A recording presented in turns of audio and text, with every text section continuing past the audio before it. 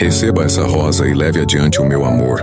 Pare um segundo, porque esta mensagem é para você. Imagine que agora Jesus está te entregando uma rosa.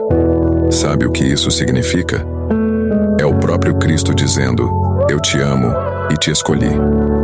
Essa rosa é um símbolo do cuidado, do perdão e da paz que Ele quer trazer para a sua vida.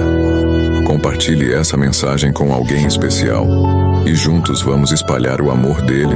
Cada pétala representa um momento em que Ele esteve ao seu lado, mesmo que você não tenha percebido. É a prova de que, mesmo nas horas difíceis, Ele nunca te abandonou. Jesus está te chamando para sentir esse amor mais de perto, para confiar que Ele já está cuidando de tudo. Agora olhe para essa rosa e pense: quem precisa sentir esse amor hoje?